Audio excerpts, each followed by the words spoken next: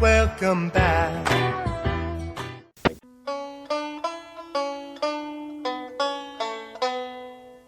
Hey, Stanley, Yeah, George? how'd you like your own TV show? Hey, I got something to mail you out. Oh, you be careful now, you hear? Before you go and say something you're going to regret for the rest of your days. Like what? Like the wrong kid died? Oh, no! Hey everybody, welcome to this episode of The Wrong Podcast Died. I am Brian, here with my co-host Rod. I've stopped giving them nicknames because I don't give a fuck. Wow. Is that a nickname? Yeah, don't give a fuck? Yeah, sure. Why not? Yeah, Rod, I don't give a fuck, yeah. So today, thanks to our friend Clint, who is my co-host on I Like It Spooky Horror Podcast, and Rod's nemesis, we're covering the 1960 American comedy film written, produced, and directed and starring Jerry Lewis of March of Dimes fame. Was it the telethon he used to do? Yeah, he did the telethon, and then he's with the Rat Pack Was he? with Dino and Sammy. Most people will probably remember him from the telethon. So it was released July 20th, 1960 by Paramount Pictures and marked Lewis's directorial debut. Principal photography took place in February to March of 1960. He was a director. The Fontainebleau Hotel in Miami Beach, Florida. Yeah, it still stands too. I went to the website. Yeah, does it look nice? Very nice, yeah. Lewis would film during the day and then perform at the nightclub at night. That's why they call it a nightclub. It's, you perform at night. Jerry wrote the script in 8 days. You could tell. Yes. What script? There wasn't a lot to it. So it opens up with, I don't know, the director or somebody from the Paramount Pictures or somebody that's acting as someone from Paramount Pictures saying, this film has no story. Let me go through the list. There's a very short list of people starring in it. Jerry Lewis, he plays Stanley the bellhop. There is the great Milton Berle as himself and a bellboy at one point. And Alex Jerry as Mr. Novak. That's who you're talking about, the manager. That's pretty much it, though. There wasn't any other named people in it. No, there's a lot of bit characters, and it's pretty much 5 to 15 minute, 5 to 10 minute shorts. Yeah. One part will be they trick him into going and putting all the chairs up for an event, and there's like 2,000 chairs. And you see them at first taking one chair at a time, and then they go in there about 30 minutes later or less, and it's ready. Not a lot of talking. He does not talk much at all in the film. Don't ruin it. All I say is that his character only says 16 words the whole freaking movie. So just a lot of short, somewhat funny. I watched it. If I'm being honest, I was kind of bored most of the movie. There were a couple that I was like, oh, that's funny, and that's funny. It just doesn't lead itself to who Jerry Lewis is. He's a very physical comic. I feel like he's very funny. This film just does not lead itself to him shining as an actor and comedian. To his strengths of comedy. No, not at all. I agree too. There was more the other cast that were showing more physical comedy. Like there's a guy who slips on wax and he does a pretty cool fall that was funny. But yeah, Jerry's character doesn't really do a whole lot of it. I can see this film's significance in later films and how it would be impactful for comedy and in other films, but I almost feel like it would have been better with a different actor in it. Yeah, maybe. It's his first film though, and he took on a lot to be his first film to direct, right? And and he did this all within 7 months. Like it got released in less than 7 months. They filmed it in less than a month, February 8th through March 5th. Yeah, but I think Jerry I think he learned a lot from this. It's not The Nutty Professor, which I feel like is a lot better film of his. Do you have a favorite Jerry Lewis film? Not particularly. I was never big into Jerry Lewis movies. I might have to check out a few now, but I wasn't a big fan. So yeah, Jerry Lewis is known for The Nutty Professor, The King of Comedy, Arizona Dream, which was in 1993. That's crazy. The Caddy. I mean, he was in a couple Curious George films as the voice of somebody, the station master. He was in The Simpsons. Jerry's work is vast. And it goes on forever. If you pull up the IMDb, it just goes on forever and ever and ever and ever. And it's still going. And it's still going. He was in so much stuff. And he did the MDA, the Muscular Dystrophy Association telethon, for years and raised, I would imagine, billions of dollars to help, muscular dystrophy research and helping children so that they had, some happiness in their lives. And that was a huge part of pop culture. Hell, for The telethon, yeah. yeah, the telethon, Labor Day telethon. It first aired in 1966 and its final air date was in 2014. Wow. He died shortly after that, like 2017. You have to think he raised funds for 48 years to help people with muscular dystrophy and was on all weekend. I mean, it was a morning, noon, and night. Started on that Friday, I think, and went until that Monday. Yeah, and I mean, you have to think in 2011, the fundraiser included appearances by Celine Dion, Jennifer Lopez, Darius Rucker, Steven Tyler, Richie Sambora, Randy Jackson, John Cicada, Martina McBride, Lady Annabelle. That's just 1 year that all these people came on this and helped people with muscular dystrophy. That was the last year? No, that was like 3 years before the last year. Okay. Here you go. It raised somewhere close to $2.45 billion. Holy crap. And that was only through 2009. That's insane. Yeah, it had a Smile by Charlie Chaplin and then Stronger by Kelly Clarkson were the theme songs. What doesn't kill you makes you stronger. Stand a little taller.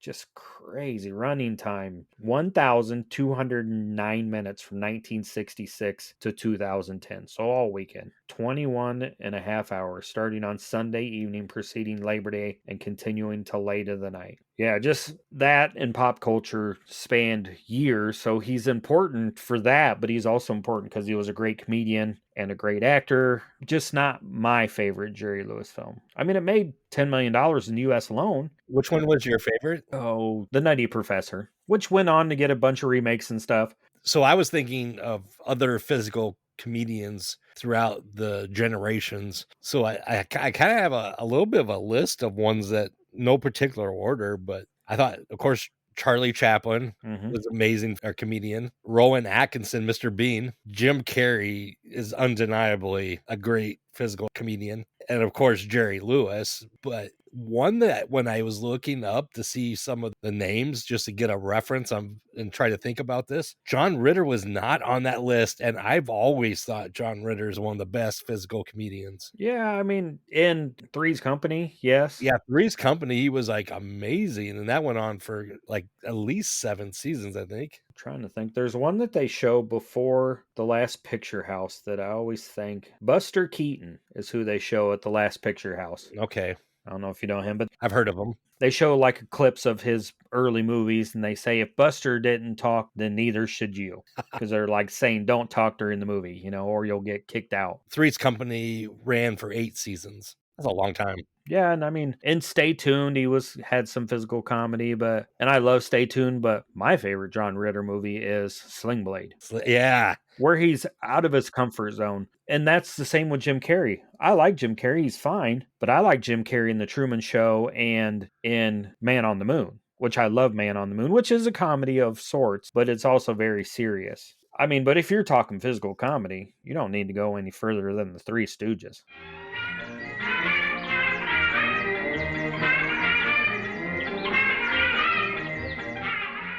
Yeah, that was on the list too, but I didn't want to. There's 3, well, actually, technically 4 of them. 5. There was 6 5. or a couple people that, yeah. And this film did have some, significant stuff going on to it. It marked the pioneering use of a video assist system, where you could see the film while he's actually acting in it. Milton Berle was in town performing at another hotel while he was shooting a picture, and he said, "Oh, come over, Milton, and film a part in it." Professional golfer Kerry Middlecoff, the golf doctor, appears as himself when he's makes him miss his spot. And then, of course, Jerry Lewis is in it. As himself also. In pop culture, the film is referenced by Alex Hooper and Captain Nagata in the 2012 film Battleship. I've never seen that film. And then it's also referenced in Four Rooms with Quentin Tarantino's segment. Yeah. I mean, it's released on DVD October 12, 2004, and again in July of 2014 in a 4-film collection titled 4 Film Favorites Jerry Lewis with the Ladies' Man, the Errand Boy, and the Patsy. I mean, it's still hanging around. It's obviously an important film. I don't know that it's got a Blu-ray release, but it's on DVD and it's black and white from the 60s. So if anything, it's a relaxing film. You can put it on. You don't really have to pay much attention to it. It's not loud. It's not obnoxious. I feel like it's a film you could put on if you've seen the whole thing and just kind of fall asleep to. Just kind of maybe have on in the background and read or something like that. You could find it streaming too on Movie Land app is what I found on my Roku. I don't know if it's streaming anywhere else. That was the only one that came up for me. I don't even remember. I think I watched it on Pluto or Tubi. Yeah, it was on a couple of other apps because I watched it on my phone and then I watched it again at home. But if you watch it on Movie Land, you won't get any commercials. And it's a Movie Land kind of, like, is that the old, like, Nick at Night kind of channel? Movie Land, remember that channel? No, I think it's something different because there's a lot of different movies on there. That was for some reason, the only one and no commercials. So, Yeah, I mean, there's not much to talk about with the film. No. You want to give some recommendations or you want to rate it first? Let's rate this one. Yeah, let's rate it. You want to go first? And you go first. I'll go first on the rating. You go first on the recommendations. How's that? All right. Sounds good. So I will give this film, it's not bad. I just, I'll go a 6.5 boxes of chocolate. 6.5 out of 10? Yeah, out of 10. Are we doing, no. We do 5s. We do 5s. What show you been on? 3.25 out of 5 boxes of chocolate. 3.25. Yeah, that'd be 6.5, right? That's how math works, Rod. Yeah. Yeah, that's how math works. They got math in Iowa? Some days.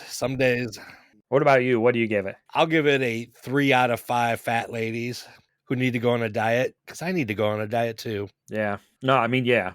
I mean, yeah, me too. Correct on both points. Yeah, all of that. What he said.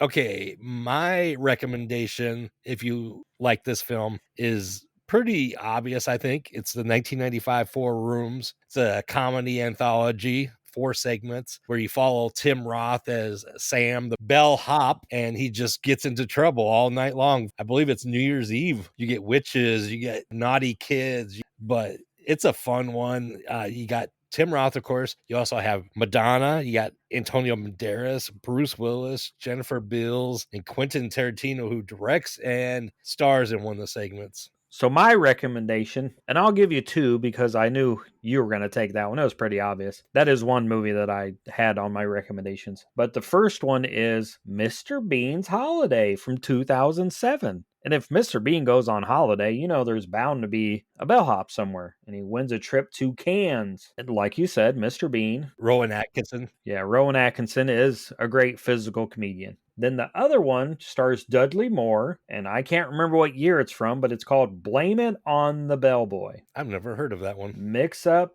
mash-ups, madness and mayhem, it's all part of the service. It got like a 20% on Rotten Tomatoes, which that's not the end-all to be-all, but I would stick with Mr. Bean or Four Rooms. Yeah, those 2 are pretty good. You know who else is a great physical comedian? Who would that be, Brian?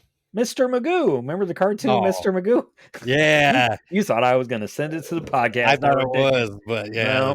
No, wrong. Mr. Magoo. That brings me to a little story. So I work in a Walmart pharmacy, and I had this one older gentleman who I just loved him. His name was his first name, and he looked just like Mr. Magoo. I broke down one day and told him, "Hey, you remind me of Mr. Magoo." And sadly, though, about 5 years ago, he passed away. HIPAA.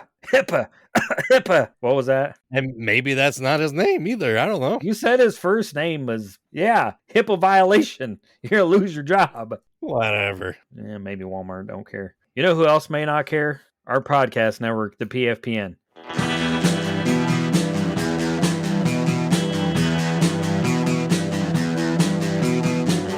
You're listening to the Prescribed Films Podcast Network, home to hundreds of hours of free podcast entertainment. The shows on this network all have a common goal: providing you with the best discussions about movies and other forms of entertainment media. The PFPN hopes to fill your earholes with audio joy. Visit our website with links to all the other amazing shows at www.thepfpn.com. Thanks for listening.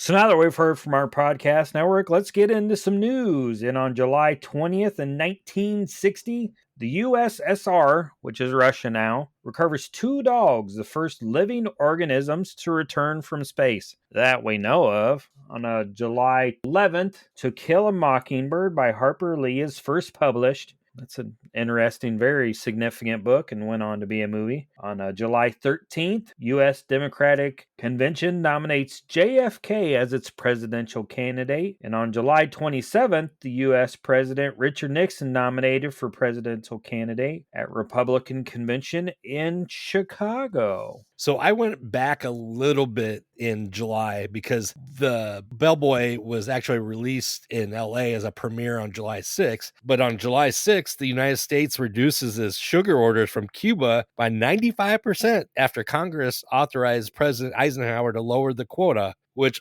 funny, 2 days later, July 8th, Fidel Castro ends Havana's international league team, Sugar Kings, and they moved to New Jersey. That's just an odd. The Sugar Kings, you said? Also on July 6th, Dr. Barbara Moore completes a 3,207-mile walk from LA to New York City. What was she doing that for? I have absolutely no clue. Just to prove the world, hey, women can walk this far too. And they can. I don't know why anybody, man or woman, would have want to walk that far. Beats the hell out of me. They had cars back then, didn't they? And planes and horses and yeah, 1960s. Ponies, mules. Also on July 6th, the crash of a U.S. Navy blimp killed 18 men off the coast of New Jersey. Why does the Navy have a blimp? Well, maybe that's why that lady walked. She's like, fuck getting killed in a blimp. I'm going to walk. One piece of information I found for a marriage around then, actress Betty Davis divorces actor Gary Merrill after almost 10 years of marriage. Their age difference was,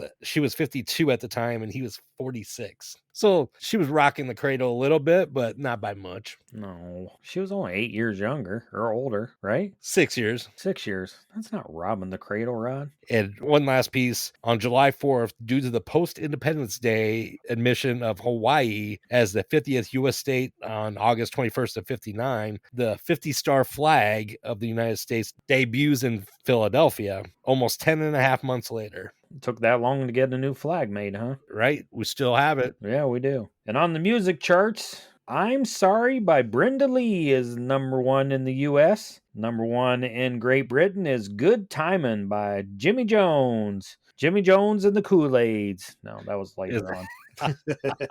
I kept finding different ones. Like I found the one you just mentioned, Alley Oop by Hollywood Argyles.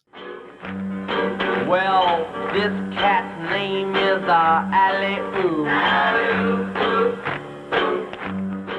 Was it for like 4 or 5 days? 7 days. It was July 11th through the 18th, Alley-Oop by the Hollywood Argyles. And then in August, the Itsy Bitsy Teeny Weeny Yellow Polka Dot Bikini by Brian Hyland was number 1. And that's just a fun song if you've ever heard it. It's, I don't know, it's probably not appropriate nowadays, but it's get you canceled. Yeah, kind of catchy. And I'm sure eventually it'll be a TikTok thing. What about for the country charts? Did you have anything for that? What I had would have been earlier July. Please Help Me, I'm Falling by Hank Lachlan. And I think that was number 1 for several weeks. And then Chubby Checker releases his version of The Twist in the U.S. Number 1 R&B of that earlier in that month was A Rocking Good Way to Mess Around and Fall in Love by Dinah Washington and Brooke Benton. And then I had a couple births.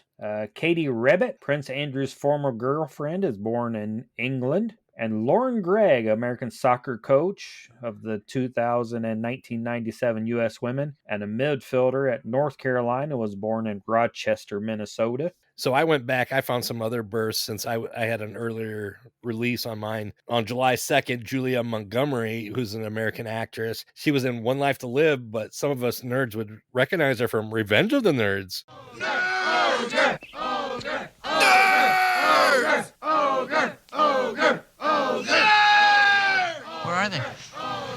She was the prissy sorority house chick that hooks up with the nerds with the Darth Vader mask on. July 5th, Brad Lorry, Halloween fame of Halloween Resurrection. He played Michael Myers in that. He also was in Time Cop. I have his autograph on a butcher knife. Oh, there you go. July 9th, wrestling fans, Mark Merrill, the professional wrestler born in Buffalo, New York. Nah. Oh, come on. Wild Man Merrill? His wife, ex-wife, is more important in wrestling circles than he was, right? Yeah, and he got very jealous. You don't see clips of Mark Merrill, you see clips of Sable. And you know who she's married to, right? Brock Lesnar. Or Yeah, Brock Lesnar, yep. is she still? I don't think she is anymore. Maybe not. I don't know. One last one on July 10th, Roger Craig, the running back for the Super Bowl winning San Francisco 49ers, was born in Davenport, Iowa. Yeah. Not too far from you. No, not too far from you. Not too far from either of us. Hey, you know what else is in Davenport, Iowa? Oh, would it be a certain theater? Yeah, the Last Picture House. They used to have Roger Craig's sports bar in one of the casinos. Roger, he was one of the probably the better running backs that's not in the Hall of Fame, but he was a very important part of, the Joe Montana, Jerry Rice, John Taylor, Dwight Clark, Charles Haley, those great 49ers teams that went to, I think, won 4 Super Bowls. 1984, 88, 89, and I thought there might have been, those are the ones that he went to. So 3 of them at least. He was the first 1,000-yard rushing and receiving in the same season. He's not in the Hall of Fame? I don't think so. Wow, because he's a 4-time Pro Bowler too. I had one death. German businessman and founder of Rolex and Tudor, Hans Wilsdorf, dies at 79, July 6th of 1960. Never got me a Rolex. Did you ever get you a Rolex? No, I don't even wear a watch now. I have an Apple Watch that I hate, but I want to get to wearing my old watch again that just told the time. That's how old I am. Well, in sports news, on July 4th, Yankees outfielder Mickey Mantle hits a 3-run homer versus Washington and becomes the 18th player to hit 300 home runs. And on July 9th, British Open men's golf, St. Andrews, Australian Kel Nagle wins his only major title by 1 stroke from Arnold Palmer. He beat Arnold. And then on July 18th, baseball votes to add Houston and New York as franchises. So Houston Astros and New York Mets, they were both National League teams at the time. Houston has since moved to the American League and cheated a bunch to win some World Series, and the Mets still suck. They cheat? Well, there was that big scandal a couple of years ago where they were, I guess, caught. I don't even know how. My aunt and uncle live in Houston, and they're big Houston fans. And the team in Davenport used to be the Houston's farm league team. So I've seen some really good players go through there, but there was a big scandal a couple of years ago, which whatever. Here was something that I found interesting in 1960. So on July 11th, the 28th All-Star baseball game, the NL wins 5-3 at Municipal Stadium in Kansas City. Then on July 13th, the 29th All-Star baseball game, the NL wins 6-0 at Yankee Stadium in New York. I was like, they're the same year. And then I found out from 1959 to 1962, the MLB played 2 All-Star games each season to raise money for the players' pension funds and other causes. That's interesting. I had no clue, but I'm not a big baseball fan. A lot more when I was younger. What about top movies? You got some top movies? Yeah. One huge one that whole year was, even though it didn't release that year, it was Ben-Hur. It released in November of 59, but then it came back, and it would go on from February of 1960 for first 2 weeks, then February 24th to April 13th, it was number 1 then, May 4th through June 29th, and then in July to August, September to October. That movie just it would get one movie in between it. Oh, there was Ocean 11 in there somewhere, and then Bells Are Ringing is in there somewhere. About the time when the Bellboy came out, yeah. But Ben-Hur was it. But there's a lot of horror iconic movies. Well, tell us. Well, you had Alfred Hitchcock's Psycho, you had Peepin' Tom, and one that's probably one of your favorites, I'm going to assume, is The Time Machine, because you've said you watched it a lot as a kid. Yeah, it was on WGN Presents, Sunday morning classics a lot on Channel 9 out of Chicago, which I feel like a lot of people got that station. Well, a lot of people went to church, so maybe they didn't see it. I didn't go to church. And it was like Mutual of Omaha's Wild Kingdom was on first, and then you would get that. And as a kid, you'd watch that because you're hoping to see some animals getting it on. And then you're like, now we can watch Sunday morning classics. And it was like The Time Machine and Moby Dick, 20,000 Leagues Under the Sea, Gulliver's Travels. But The Time Machine was like early gateway horror for me, at least, to see that and be like, oh, this is cool. Like, it's more of a science fiction, but it bleeds in a lot of the horror stuff. The Morlocks are pretty scary. And it's significant. I mean, you see the Time Machine and Gremlins, and when the dad's at the convention, it's in, and then it's gone. Like, you see it, Yeah. and then it's gone. So it comes up pretty often in pop culture. A few other movies that came out that year. Mario Bava's Black Sunday. Oh, and we covered that on a I Like It Spooky Horror podcast. The original Village of the Damned. Last but not least, William Castle's original 13 Ghost. Oh, which he did in 3D at one point. I have my Blu-ray copy. You can actually see the 3D. that would have been fun to see in a theater. It's just the blue-red one, but yeah, that guy did so many gimmicks. And if you like William Castle, you can go back and listen to the I Like It Spooky Horror podcast again. We've covered Matinee, which is a throwback to that time period in William Castle films. It's a fun one. Oh, yeah. You got any top toys? The big thing that it came in 1959, but it continued through 1960 is Chatty Cathy, the little doll that you pull the string and she just talks. And one of the other ones, probably the top toy of 1960, was the Etch-a-Sketch, which was made by a French electrician. That I didn't catch. Isn't it made by Whammo? Originally made by the Ohio Art Company, which launched the Magic Screen in 1960, which was a whole new way to draw without pencil and paper, and you could erase with a shake of your hands. Of course, we know it as the Etch-a-Sketch, which you could still get today. Yeah. I was never really good. I mean, I feel like that's a talent that you have to have. You imagine drawing something for hours and then you fucking drop it or somebody shakes it. You're like, you son. Yeah. It wouldn't last anyways, but no, probably not. Some of the other toys, the Ponytail Barbie was offered in 3 different hair colors: blonde, brunette, and Titan. Technically, it's redhead. And the rarest was a blue-eyed redhead doll. I wonder what that's worth now. Probably worth something. Probably in a museum somewhere. That's all I have for toys. Do you have any news on TV? I found nothing on TV. Did you find anything on TV? For TV, the ratings for that year, you can't find a specific week, but Gunsmoke was number 1, Wagon Train, then Have Gun, Will Travel. The number 4 came the Andy Griffith Show, and number 5, The Real McCoys. So all Westerns except for one. And we kind of talked about this in a past episode. I believe Planet of the Apes is when some of these shows were still going then. Oh, Gunsmoke was on forever, I feel like. I always joke about Gunsmoke because that's where they live at the Ponderosa, right? I think so, but... Or is that Bonanza? I don't know. But it's like, how the hell do these people have so much trouble every damn week? Wouldn't you move? You'd be like, okay, Paul, we got to give up this land and go somewhere different because it's always something. Whether it's Indians or, cattle thieves or, just something. The well ran dry. The crops are dead. My woman ran away. Every week it's something different on these Western shows. I guess that makes for good TV. I don't know. What about cost of living? In 1960, income was anywhere from $5,000 to $10,000. An average home cost $10,000 to $15,000. Average car was $2,000 to $3,000. Gas was 25 to 30 cents. Electricity was about 2 cents, and it's about 12 cents now, and it's probably more than that now. I mean, you get 3 pounds of apples for 49 cents. Let's see here. You get a car for about $5,000. Tax rate was 20%, and the minimum wage was $1.25 an hour.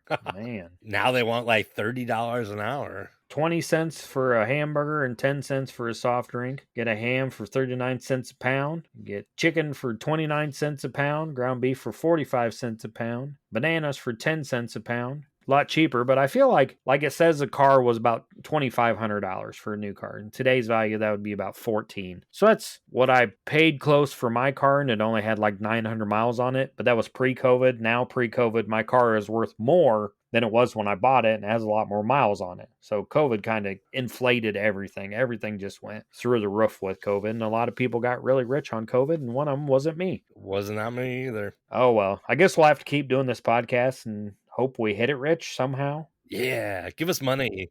Give us money? I don't know. So 1960 with the Bellboy. Shout out to Clint. Thank you for recommending this film. It wasn't bad. I didn't hate it. No, it's not horrible. It's something from history. I mean, it's Jerry Lewis's first movie, so Well, it's his first film he directed, and well, yeah, that he directed, wrote, and everything. So, but yeah, I think it's got some historical importance. be a fun throw on if you having the family over and you just want something in the background to maybe check out and watch and laugh. And it's appropriate for all ages. Kids might find it funnier than the adults. Probably Seeing people fall and laugh and all that stuff. So it's like Jackass, people. This is our Jackass. It probably was at the time. People were like, oh, I can't believe he's doing that or saying that, or I didn't really talk. But yeah, don't forget to like and subscribe to The Wrong Podcast Died, wherever you get your podcasts. Check out the I Like It Spooky Horror podcast. Check out Appendages. Check out Indie Spotlight. Check out Generational Trauma. Yeah, Clint's new one. Yeah, well, not new. I mean, hopefully it's got a couple episodes out by now, because it sounds like you're really excited to find out about the haunt industry. Yeah, I want to hear about what every aspect of there is of those, because I've never been to a haunt. You've never been to a haunted house before? No. Wow, weird. I am. Yeah, you love scary movies and don't go to haunted houses. Pretty much, yeah. Am I a fraud? No, I don't really care for haunted houses. They're okay, but I much rather sit and watch a scary movie than go through a haunted house. I don't know. It's just such is life. What else you got to say? Anything? Yeah, as our snail-eating friends that gave us the Statue of Liberty say, jusqu'à la prochaine fois. I thought you said snow eating. I was like, snail eating. The French gave us the Statue of Liberty. The snail eating. They eat snails over there? They eat snails. Bye. That marks the end of our broadcast day here at The Wrong Podcast Died. Our transmission is powered by a frequency of 800 watts. We will resume our usual programming in 2 weeks. Until then, we bid you good night.